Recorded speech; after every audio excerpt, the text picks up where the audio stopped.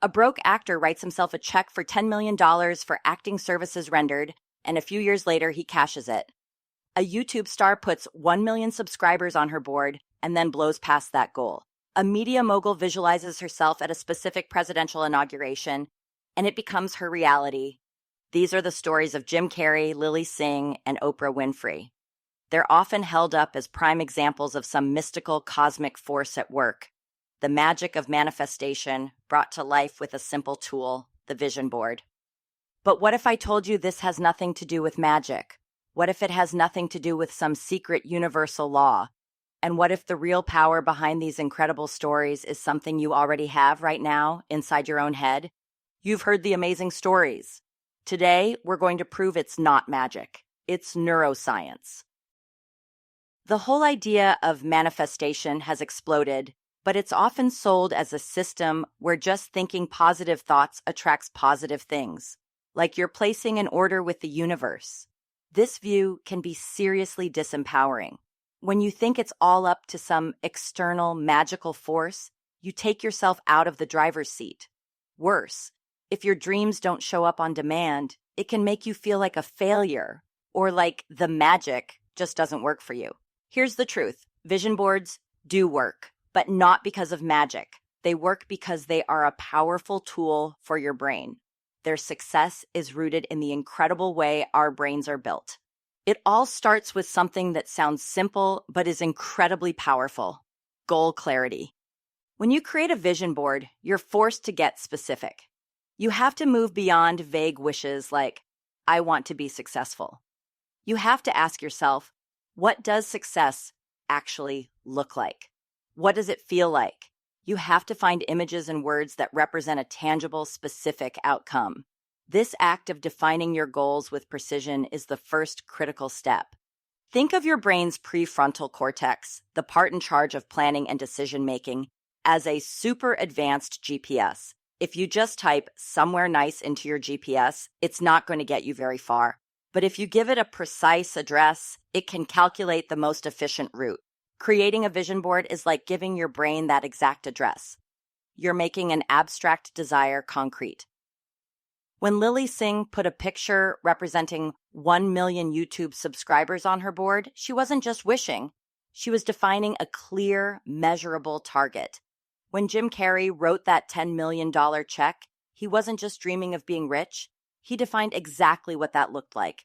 This isn't a passive wish. It's an active command you're giving your brain. It's the essential first step that primes your mind for the incredible work it's about to do next. Okay, so you've given your brain a crystal clear target. Now what? How does your brain actually help you get there? Let me introduce you to a part of your brain you've probably never heard of, but you use it every single second of every day. The Reticular Activating System, or RAS. The RAS is a bundle of nerves in your brainstem that acts as a filter for the insane amount of information your senses are constantly absorbing. Right now, your RAS is filtering out the feeling of your socks, the low hum of your computer, and a million other background details so you can focus on these words. It decides what gets your attention and what gets ignored. Have you ever decided you wanted to buy a specific kind of car, and then suddenly you start seeing that car everywhere? The number of those cars on the road didn't magically increase. Your RAS, now programmed by your focused intention, simply started flagging that information as important. It was always there, you just weren't noticing it.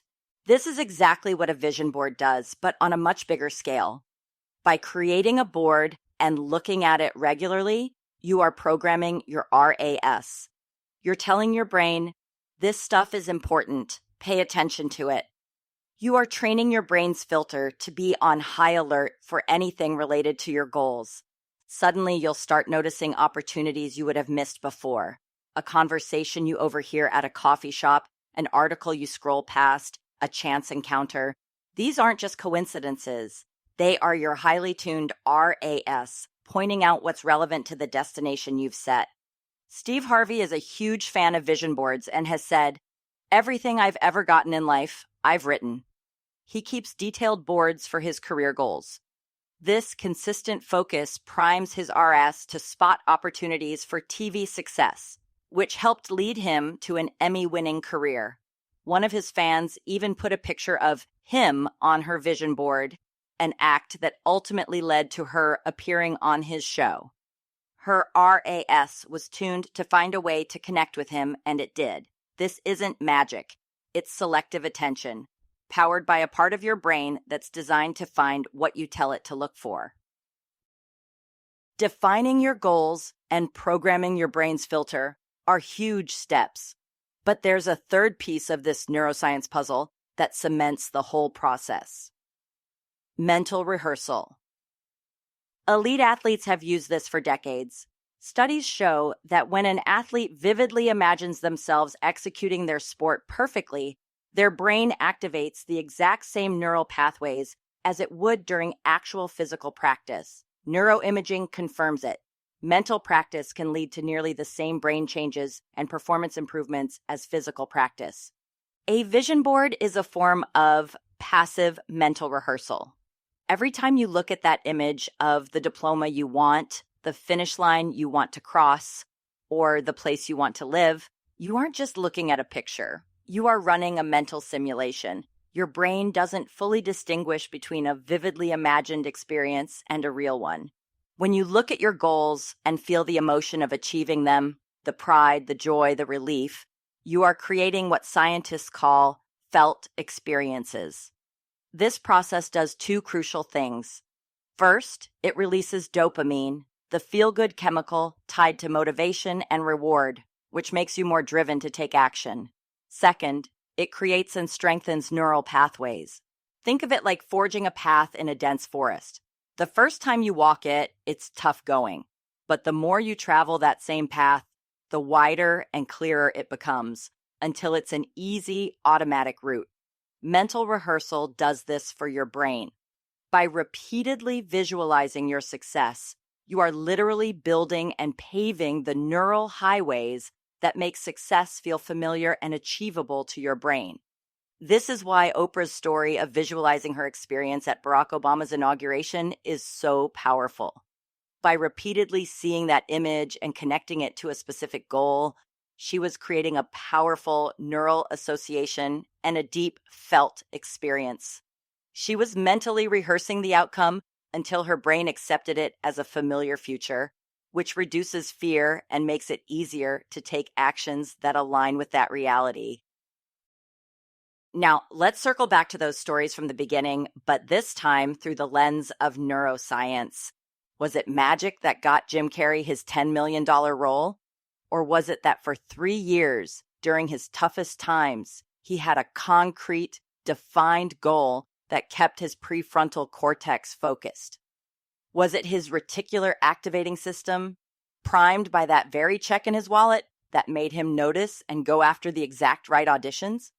Was it the daily mental rehearsal of being a $10 million actor that built the neural pathways for the confidence he needed to land the part?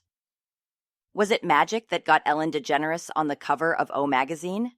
Or was it her clear, specific goal that drove her to create a mock-up, an act that programmed her RAS to be relentlessly aware of any opportunity to connect with Oprah?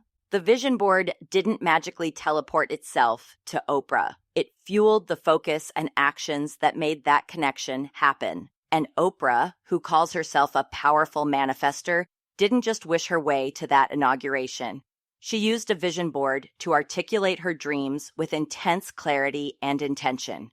She programmed her brain to focus on a specific outcome, and then her actions, filtered through that intense focus, aligned to make it a reality.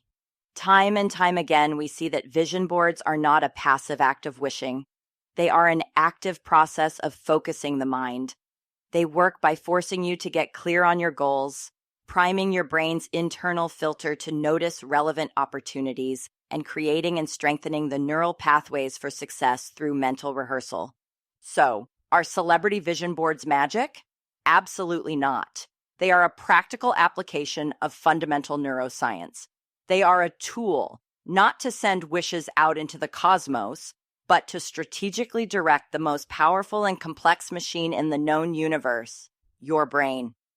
The power isn't in the corkboard and magazine clippings. The power is, and always has been, inside you. The vision board simply helps you unlock it. It proves that what might look like a miracle on the outside is actually the result of focused intention, selective attention, and dedicated mental training on the inside.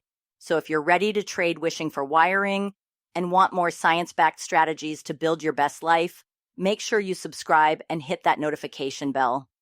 Stop waiting for magic. Start directing your mind.